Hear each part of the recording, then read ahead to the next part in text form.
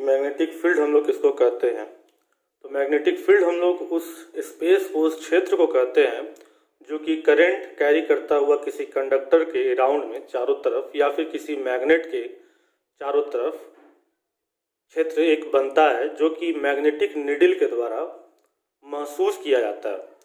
अब देखेंगे यहाँ पर कि करंट कैरिंग कंडक्टर जो है वह इलेक्ट्रिक फील्ड भी बनाता है और मैग्नेटिक फील्ड भी बनाता है, दोनों बनाता है।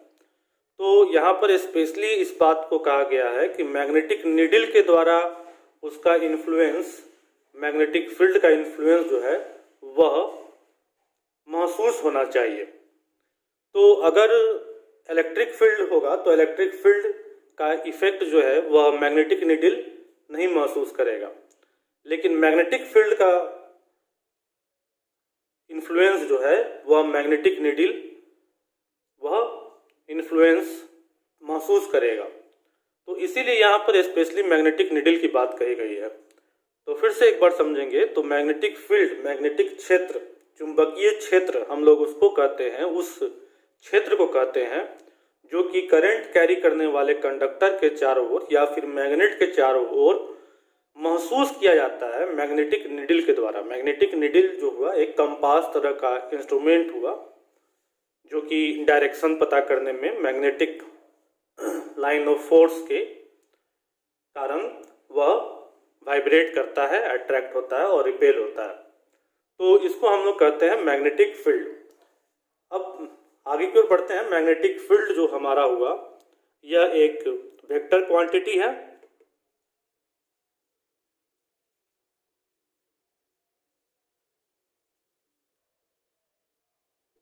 यानी कि इसके पास मैग्नीट्यूड और डायरेक्शन दोनों होता है।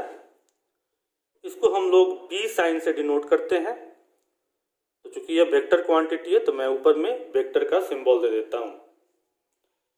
तो इसी तरह से आगे की ओर बढ़ते हैं। अब हम लोग समझते हैं, जैसा कि मैंने कहा है कि कोई करंट कैरिंग कंडक्टर है, तो मान लेते हैं कि Q चार्ज V वेलोसिटी से मैग्नेटिक फील्ड B क्रिएट कर रहा है। तो इस Q चार्ज के द्वारा जो मैग्नेटिक फील्ड ऑफ फोर्स महसूस किया जाएगा वह होगा Q into V vector into B vector. तो मैग्नेटिक फील्ड में जो मैग्नेटिक फोर्स महसूस किया जाएगा वह क्या होगा, जो चार्ज गुने वेलोसिटी गुने मैग्नेटिक फील्ड ऑफ लाइन, इस तरीके से मैग्नेटिक फोर्स जो है वह इन्फ्लुएंस किया जाएगा। मैं यहां लिख देता हूं मैग्नेटिक फोर्स, FM मतलब मैग्नेटिक फोर्स की यहां पर हम लोग चर्चा कर रहे हैं। इसके पहले मैंने इलेक्ट्रिक फोर्स की चर्चा की है, इलेक्ट्रिक फील्ड की चर्चा की है इलेक्ट्रिक चैप्टर में, इलेक्ट्रिसिटी चैप्टर में, इलेक्ट्रोस्टैट के हिस्से में। तो उसी तरीके से जिस तरीके से इलेक्ट्रिक फील्ड, इलेक्ट्रिक फोर्स की हमने वहां पर चर्चा की थी, उसी तरीके से हम लोग यहाँ पर मैग्नेटिक फील्ड, मैग्नेटिक फोर्स की भी चर्चा कर रहे हैं। तो ये जो हमने दिया है यह एक वेक्टर क्वांटिटी में हमने इसको दिखाया है। अब अगर इसका हम केवल मैग्नीट्यूड के बारे में बात करेंगे तो वेक्टर मल्टीप्लिकेशन को हटाने के बाद हमारे पास आएगा, क्योंकि V क्रॉस B है, तो V क्रॉस B को जब हम वेक्टर से स्केलर में कन्वर्ट करेंगे तो हमारे पास फॉर्मूला आएगा sine theta, QVB sine theta. तो मैं बता चुका हूं B हमारा मैग्नेटिक फील्ड है, Q मेरा चार्ज है और V वेलोसिटी से यह चार्ज जो है वह रोटेट कर रहा है। तो हमारे पास मैग्नीट्यूड के हिसाब से स्केलर में अगर हम बात करें, केवल मैग्नीट्यूड के लिए बात करें, डायरेक्शन का बात नहीं करें, तो हमारे पास मैग्नेटिक फोर्स जो है वह QVB साइन थीटा के हिसाब से निकलकर चला आएगा। अब कुछ केस देखते हैं, स्पेशल केस देखते हैं।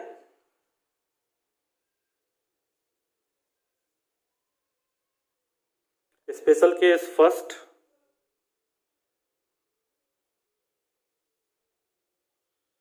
तो अगर Q चार्ज जो है वह पैरेलल मूव कर रहा है, मूव पैरेलल और anti parallel,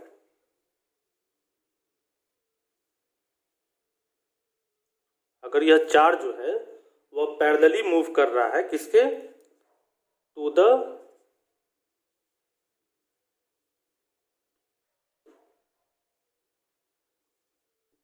direction of magnetic field B vector. तो अगर इसके पैरेलली Q चार्ज मूव कर रहा है तो इसका मतलब क्या हुआ कि थीटा का मान कितना होगा हमारा 0 डिग्री होगा, या फिर एंटी पैरेलल चल रहा है तो थीटा का मान 180 डिग्री होगा। तो ऐसे कंडीशन में हमारा जो फोर्स मिलेगा, क्योंकि साइन थीटा मैं साइन 0 कर दूंगा तो साइन 0 का वैल्यू भी 0 होगा, साइन 180 डिग्री का वैल्यू भी 0 होगा। तो Fm यहाँ पर हमें क्या आ जाएगा, इस फॉर्मूला के अनुसार 0 मिल जाएगा। इसी तरीके से दूसरा केस देखते हैं। तो ये बात क्लियर हो गया है कि अगर Q चार्ज जो है वह मैग्नेटिक फील्ड के पैरेलल में चलेगा तो वहां पर हमें किसी भी तरह का फोर्स जो है, मैग्नेटिक फोर्स जो है वह नहीं मिलेगा, एक्सपीरियंस नहीं होगा। इसी तरीके से नेक्स्ट केस में देखते हैं।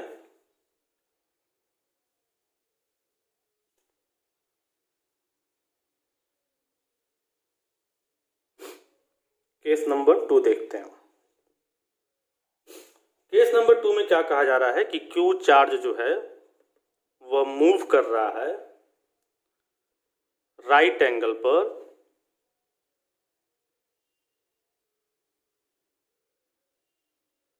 To the B vector.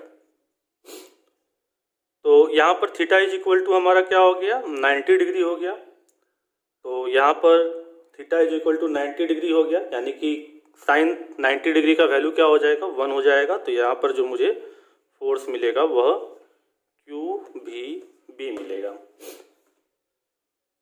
तो इस बात को आप समझ सकते हैं कि 90 डिग्री पर अगर चार्ज मूव करेगा तो हमें मैक्सिमम फोर्स जो मिलेगा, मैग्नेटिक फोर्स मिलेगा, वह QVB मिलेगा।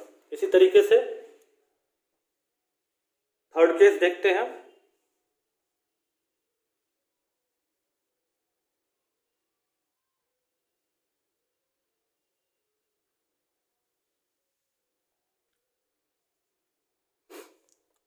केस नंबर 3 में अगर थीटा का मान 270 डिग्री हो तो ऐसे कंडीशन में हमारे पास Fm इज इक्वल टू क्या हो जाएगा, QVB साइन 270 डिग्री हो जाएगा।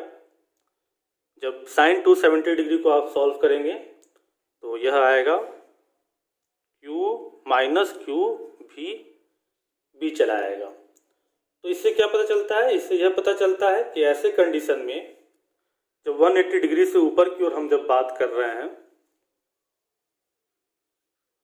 270 डिग्री का मतलब क्या होता है कि 180 डिग्री प्लस 90 डिग्री। तो देखेंगे तो यहाँ पर 90 डिग्री की चर्चा होगी, 180 डिग्री की चर्चा होगी। तो 180 डिग्री पर तो हमारा वैल्यू 1 होगा और 90 डिग्री पर 180 डिग्री पर साइन का वैल्यू हमारा 0 होगा और 90 डिग्री पर हमारा साइन का वैल्यू 1 होगा। तो यह दूसरे कोऑर्डिनेट में चला गया है, ये कोऑर्डिनेट ये इस कोऑर्डिनेट में चला आया, 180 यहाँ पर चला आया। तो इस कोऑर्डिनेट में चला आया तो हमारे पास क्या होगा, निगेटिव वैल्यू आएगा। तो निगेटिव वैल्यू आएगा तो इसका मतलब क्या हो गया, इसका मतलब यह बनता है कि ऐसे केस में हमारा मैग्नेटिक फोर्स जो मिलेगा वह अपोजिट डायरेक्शन में हमको देखने के लिए मिलेगा। नेक्स्ट केस देखते हैं।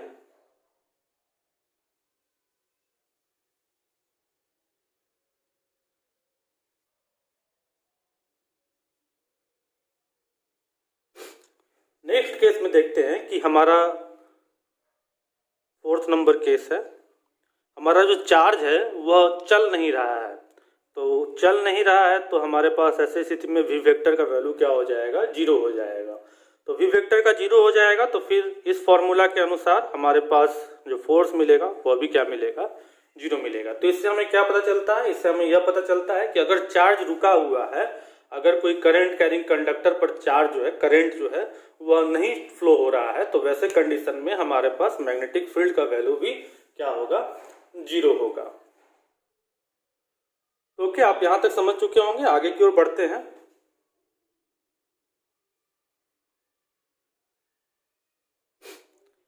तो इस फॉर्मूला में आप देख रहे हैं हमने फोर्स निकाला है, अगर हम चाहें तो यहां से मैग्नेटिक फील्ड भी हम निकाल सकते हैं। तो मैग्नेटिक फील्ड हमारा क्या हो जाएगा, B is equal to FM, इस फॉर्मूला से हम निकाल रहे हैं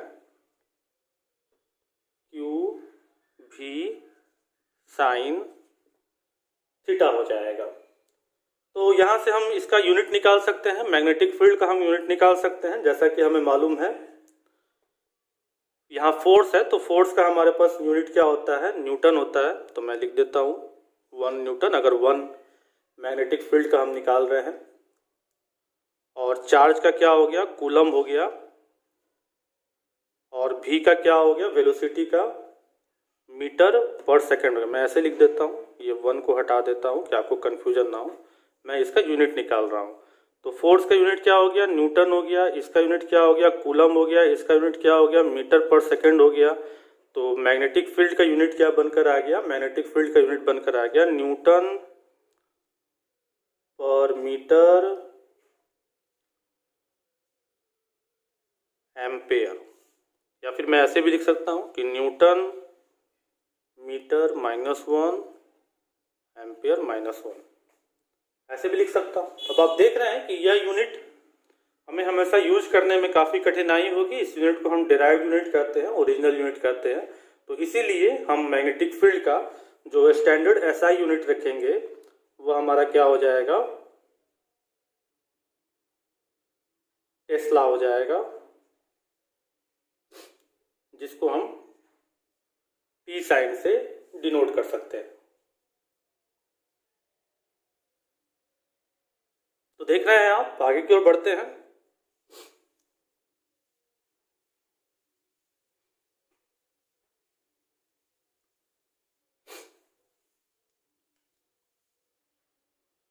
तो SI unit of magnetic field क्या हो गया हमारा,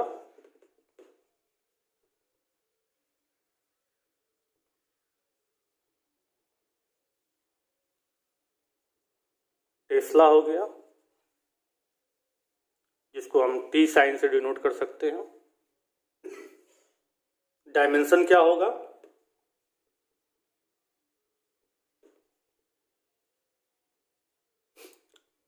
डायमेंशन हो जाएगा इसका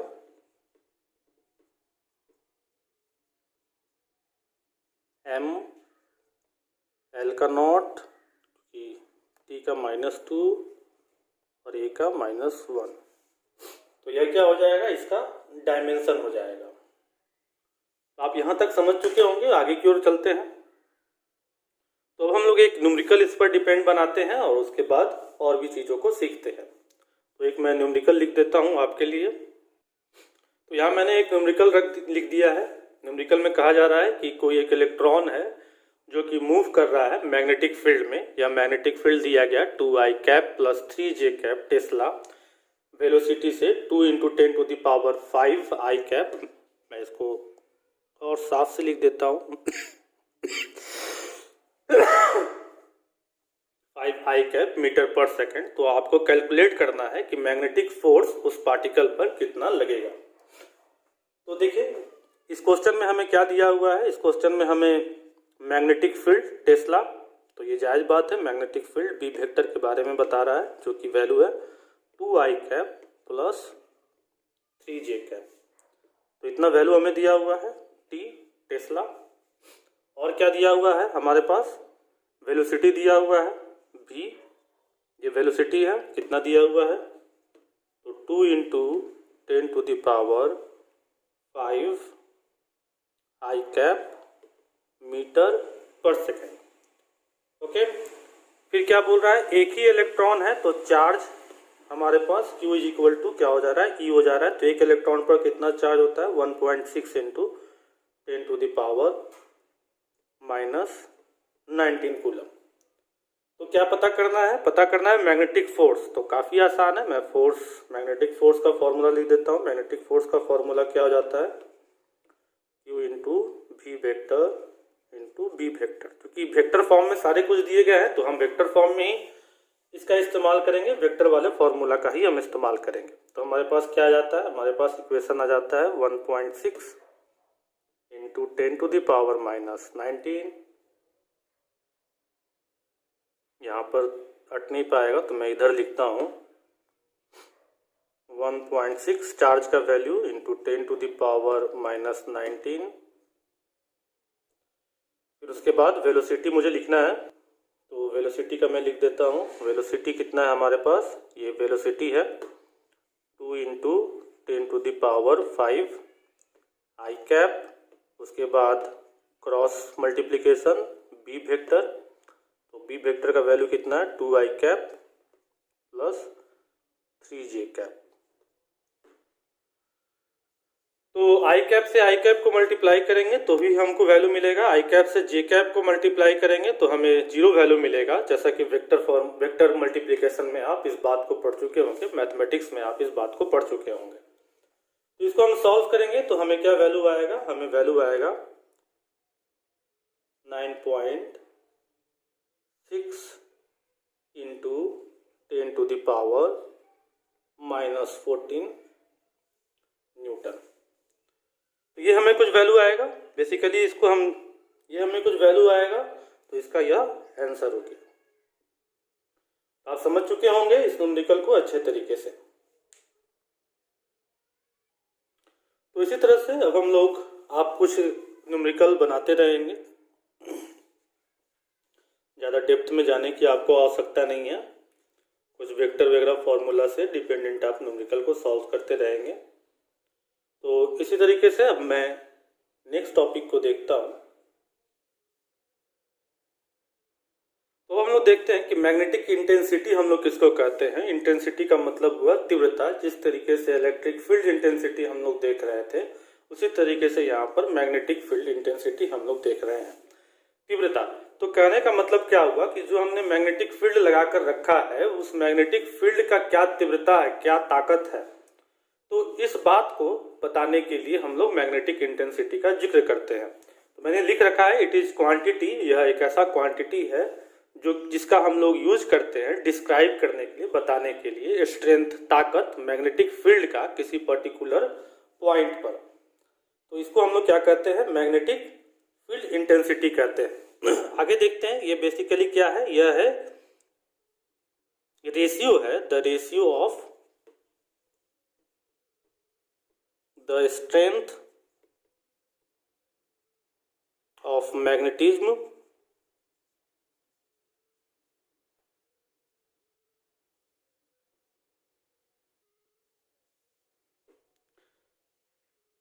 the ratio of strength of magnetizing field to the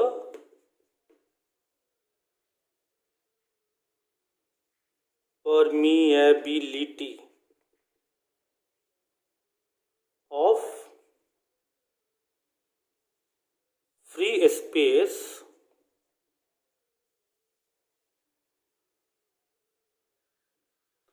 तो यह क्या है? यह रेशियो है मैग्नेटिक फील्ड का, मैग्नेटाइजिंग फील्ड का और किसका? परमेबिलिटी ऑफ फ्री स्पेस का। तो देखेंगे परमेबिलिटी ऑफ फ्री स्पेस हम लोग क्या कहते हैं। तो मैं लिख देता हूँ ये मैग्नेटिक इंटेंसिटी को हम लोग H साइन से डिनोट करते हैं। तो H इज इक्वल टू क्या है? यह रेशियो है, अनुपात है किसका? मैग्नेटाइजिंग फील्ड का। तो B का B नॉट में लिख देता हूँ और डिवाइडेड बाय परमिएबिलिटी का, म्यू नॉट का। तो यह म्यू नॉट क्या है? यह म्यू नॉट जो है परमिएबिलिटी है। यह क्या बता रहा है? यह बता रहा है कि जिस स्पेस में मैग्नेटिक फील्ड चल रहा है उस स्पेस का क्या क्वालिटी है। मैं बार बार जिक्र करता हूं कि देखेंगे पानी के अंदर मैग्नेटिक फील्ड का कुछ अलग असर होगा, हवा में मैग्नेटिक फील्ड का कुछ अलग असर होगा, वैक्यूम में मैग्नेटिक फील्ड का कुछ अलग असर होगा। तो हर एक जगह क्या हो जाएगा, इसका असर जो है वह मीडियम पर डिपेंड करेगा, फ्री स्पेस पर डिपेंड करेगा और वेरी करेगा। तो उसी मीडियम के क्वालिटी को बताने के लिए यह क्या है, म्यू नॉट है। तो हमारे पास magnetic field intensity is equal to क्या हो जाता है, magnetic field strength divided by permeability हो जाता है। तो यहां से मैं लिख सकता हूं कि magnetic field is equal to magnetic field permeability into magnetic field intensity. तो यह भी बात मैं लिख सकता हूं। अब यहां पर हमारे पास मैग्नेटिक फील्ड इंटेंसिटी का यूनिट क्या बन जाएगा, इसका यूनिट हो जाएगा एम्पियर पर मीटर। तो ये हमारा क्या हो जाएगा, इसका एसआई यूनिट हो जाएगा। तो आप सीखें कि मैग्नेटिक फील्ड हम लोग किसको कह रहे हैं, मैग्नेटिक फील्ड स्ट्रेंथ हम लोग कह रहे हैं, जो कि क्षेत्र है, जो मैग्नेटिक फील्ड जिस क्षेत्र में काम कर रहा है उसको हम लोग मैग्नेटिक फील्ड कर रहे हैं। इंटेंसिटी हम लोग किसको कह रहे हैं, तीव्रता को कह रहे हैं, उसके ताकत को कह रहे हैं, जिस ताकत से वह काम कर रहा है।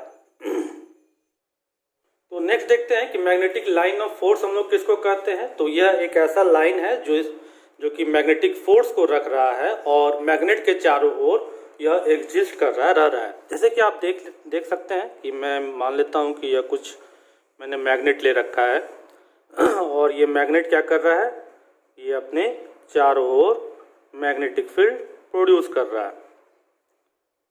तो इसको, ये जो फील्ड यह बना रहा है, इसको हम क्या कह रहे हैं, मैग्नेटिक फील्ड कह रहे हैं। अब यहाँ पर अगर हम कोई पर्टिकुलर चार्ज लेकर आते हैं या कोई भी चीज टेस्ट करने के लिए लेकर आते हैं, तो जो यहाँ पर हमको अट्रैक्शन या रिपल्सन फोर्स हमको मिलेगा उसको हम क्या कहेंगे, इंटेंसिटी कहेंगे। और ये पूरा हमारा क्या हुआ, क्षेत्र हुआ, ये हमारा पूरा क्या हुआ, क्षेत्र हुआ। लेकिन ये क्या हो गया, हमारा मैग्नेटिक लाइन हो गया, ये मेरा क्या हो गया, मैग्नेटिक लाइन हो गया। तो तीनों चीज को आप यहाँ पर अच्छे तरीके से समझ चुके होंगे कि ये हमारा मैग्नेट है।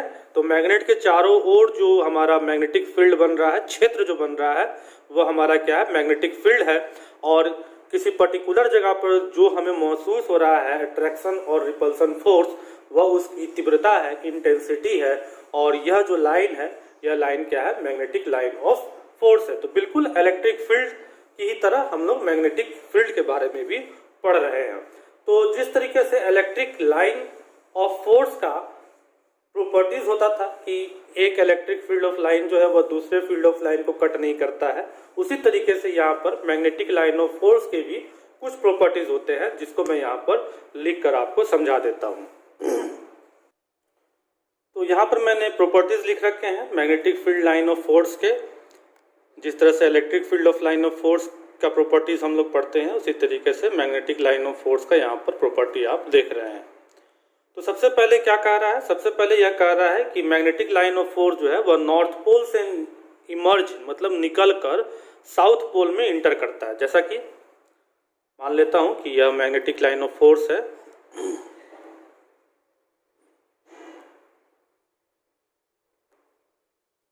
यह मेरा कोई मैग्नेट है, इस मैग्नेट का यह नॉर्थ पोल है और यह साउथ पोल है। तो यह क्या होगा, यह इधर से निकलेगा, इधर से यह निकलेगा और इधर से निकलकर इस साउथ पोल में यह क्या करेगा, इंटर करेगा। तो इसी बात को यहाँ पर चर्चा किया जा रहा है कि it emerge from north pole and merge at the south pole. North pole से निकलता है और साउथ पोल में यह क्या करता है, इंटर करता है। अगला बात कहा जा रहा है कि as the distance between the pole increases the density of magnetic line decreases. तो देखेंगे यहाँ पर हम मैग्नेट बनाए हैं, अगर इसी मैग्नेट को हम क्या कर दें, नॉर्थ पोल और साउथ पोल में हम क्या कर दें कि इसकी बीच की जो डिस्टेंस है, ये जो डिस्टेंस है, इसको मैं इंक्रीज कर दूँ।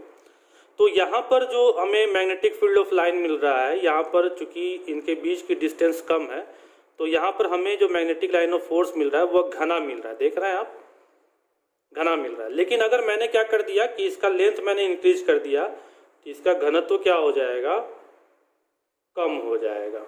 डेंसिटी जो है वह क्या हो जाएगा, वह कम हो जाएगा। नॉर्थ पोल से निकलकर साउथ पोल की ओर इंटर कर रहा है।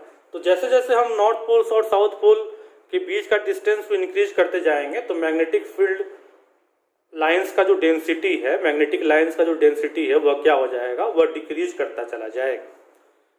ये आपने देखा। अगला पॉइंट देखते हैं, third point, the direction of field line inside the magnet is from south pole to north pole. तो देखेंगे मैं बाहर में जब चर्चा कर रहा हूँ, मैं जब बाहर में बोल रहा हूँ कि बाहर में मैग्नेटिक फील्ड ऑफ लाइन जो है वह नॉर्थ पोल से निकलकर साउथ पोल में इंटर कर रहा है, लेकिन अंदर में यह साउथ पोल से निकलकर नॉर्थ पोल में यह इंटर कर रहा है। इसी बात को यहाँ पर चर्चा किया गया। मैं फिर से बना देता हूँ, फिर से इसको समझेंगे। स्क्रीन में नहीं आ पाया, फिर से मैं इसको बनाता हूँ। तो मैं क्या कह रहा हूँ, मैं कह रहा हूँ पहले पॉइंट पे मैंने कहा कि मैग्नेटिक फील्ड जो है वह बाहर में नॉर्थ पोल से निकलकर साउथ पोल में इंटर कर रहा है, लेकिन मैग्नेट के अंदर में वह क्या हो रहा है, साउथ पोल से निकलकर नॉर्थ पोल में वह जा रहा है, तभी कंटिन्यूअस रह पाएगा। तो यही बात जो है वो थर्ड पॉइंट कह रहा है कि direction of field line inside the magnet, magnet के अंदर में साउथ पोल से नॉर्थ पोल है और मैग्नेट के बाहर में यह कैसा है, नॉर्थ पोल से साउथ पोल है। तो समझ चुके होंगे आप इस पॉइंट को। अगला पॉइंट क्या कह रहा है, अगला पॉइंट कह रहा है कि मैग्नेटिक लाइन ऑफ फोर्स जो है वह एक दूसरे को कभी भी क्या कट नहीं करेंगे, इंटरसेक्ट नहीं करेंगे। ठीक है, तो आई होप कि आप इन पॉइंट को अच्छे तरीके से समझ गए होंगे। तो इस properties of magnetic line of force के पॉइंट को आप अच्छे तरीके से समझ गए होंगे। तो आगे की हम लोग नेक्स्ट टॉपिक की ओर बढ़ते हैं। तो नेक्स्ट टॉपिक हम लोग देखते हैं कि मैग्नेटिक फ्लक्स हम लोग किसको कहते हैं। तो मैग्नेटिक फ्लक्स हम लोग किसको कहते हैं, हम लोग मैग्नेटिक फ्लक्स कहते हैं कि नंबर ऑफ मैग्नेटिक फील्ड, जितना मैग्नेटिक फील्ड लाइंस की संख्या किसी पर्टिकुलर क्लोज सरफेस से पास होता है उसको हम लोग क्या कहते हैं, मैग्नेटिक फ्लक्स कहते हैं। It is defined as the number of magnetic field line passing through a given close surface. किसी दिए हुए क्षेत्र से जितना number of magnetic field line जो है वो पास करता है उसको हम लोग क्या कहते हैं, मैग्नेटिक फ्लक्स कहते हैं। यहीं पर मैं फिर से आपको याद दिला देता हूँ, इलेक्ट्रिक फ्लक्स के बारे में भी हम लोग इसी तरह से चर्चा करते हैं कि इलेक्ट्रिक फील्ड ऑफ लाइंस जितना ज़्यादा किसी पर्टिकुलर क्लोज सरफेस से पास करता है उसको हम लोग इलेक्ट्रिक फ्लक्स कहते हैं। उसी प्रकार से हम यहाँ पर मैग्नेटिक फ्लक्स की भी चर्चा कर रहे हैं कि जितना मैग्नेटिक फील्ड लाइन पास करेगा किसी क्लोज सरफेस एरिया से उसको हम क्या कहेंगे, मैग्नेटिक फ्लक्स कहेंगे। तो इसके लिए हमारे पास फॉर्मूला क्या हो जाएगा, मैग्नेटिक फ्लक्स को हम किस साइन से डिनोट करेंगे, फाई साइन से डिनोट करेंगे। मैं लिख देता हूँ फाई बी, बी लिखा है, इसका मतलब क्या हो गया, यह मैग्नेटिक फ्लक्स हो गया। वही अगर मैं लिखता फाई ई तो इसका मतलब क्या हो जाता है, इलेक्ट्रिक फ्लक्स हो जाता। लेकिन हम यहाँ पर चर्चा मैग्नेट के बारे में कर रहे हैं तो हम मैग्नेटिज्म पर ही बात करेंगे। बीच बीच में मैं आपको इलेक्ट्रिक के बारे में बता दे रहा हूँ कि आपको वह कंसेप्ट भी याद रहे और आपको समझ में आए कि इन दोनों में क्या सिमिलरिटीज है। तो मैग्नेटिक फ्लक्स को हम किस साइन से डिनोट कर रहे हैं, फाई बी साइन से डिनोट कर रहे हैं। अब क्या कह रहा है कि मैग्नेटिक फील्ड ऑफ लाइन यानी कि बी जितना पास करेगा किसी क्लोज सरफेस एरिया से, यानी कि एरिया के लिए मैंने कर दिया ए, तो हमारे पास क्या फॉर्मूला हो जाता है, phi B is equal to B into A हो जाता है। इसी को मैं डायरेक्शन के तौर पर लिख सकता हूँ, बी ए कॉस थीटा। तो यहाँ फाई बी क्या बता रहा है, फाई बी जो है वह मैग्नेटिक फ्लक्स बता रहा है, बी क्या बता रहा है, मैग्नेटिक फील्ड बता रहा है, और ए क्या बता रहा है, एरिया बता रहा है, और थीटा क्या है, एंगल है फील्ड लाइन का जो कि पास कर रहा है थ्रू एरिया। तो पर्टिकुलर एरिया से जिस एंगल में पास कर रहा है वो हमारा क्या हो जाता है, वह थीटा हो जाता है। तो इस तरीके से आप इसको समझ चुके होंगे कि मैग्नेटिक फ्लक्स हम लोग phi B is equal to हमारा क्या होता है, मैग्नेटिक फील्ड इनटू एरिया हमारा हो जाता है। यहाँ पर हमारा यूनिट क्या हो जाएगा, तो यहाँ पर हमारा यूनिट एसआई यूनिट हम चर्चा कर देते हैं। एसआई यूनिट हमारा यहाँ पर हो जाएगा मैग्नेटिक फ्लक्स का वेबर, जिसको हम WB साइन से डिनोट कर सकते हैं। वही फंडामेंटल यूनिट जो कि मैं बोलता हूँ डेराइव यूनिट, जो फॉर्मूला से हम लोग निकालते हैं, फंडामेंटल यूनिट आप निकाल सकते हैं बी का और ए का जो हमने निकाला था उसके हिसाब से। तो फंडामेंटल यूनिट हमारा क्या हो जाता है, वोल्ट सेकेंड। और वहीं पर CGS यूनिट की बात करूं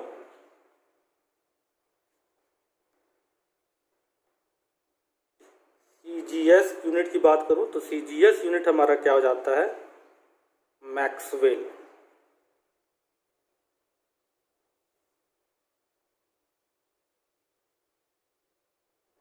तो आई होप कि आप इस पॉइंट को अच्छे तरीके से समझ गए होंगे। तो नेक्स्ट टॉपिक की ओर चलते हैं। तो नेक्स्ट टॉपिक है हमारा मैग्नेटाइजेशन। हम लोग किसको कहते हैं? तो मैग्नेटाइजेशन हम लोग उस प्रोसेस को कहते हैं जिस प्रोसेस के अंतर्गत किसी सब्सटेंस को हम लोग परमानेंट या टेम्पोररी मैग्नेट बनाते हैं। जब हम लोग उस सब्सटेंस को किसी बाहरी किसी दूसरे मैग्नेटिक फील्ड के क्षेत्र में हम लोग रखते हैं। आप देखते होंगे कि जब आप किसी मैग्नेट को किसी दूसरे एलिमेंट के साथ काफ़ी देर तक संपर्क में रखते होंगे तो वह एलिमेंट भी जो है कुछ देर के लिए मैग्नेटिक बिहेवियर क्रिएट करने लगता होगा। तो उसी तरीके से उस प्रोसेस को हम लोग क्या कहते हैं, मैग्नेटाइजेशन कहते हैं। तो मैंने यहाँ लिख रखा है, it can be defined as a process in which a substance is made a permanent or temporary magnet by exposing them to an external magnetic field।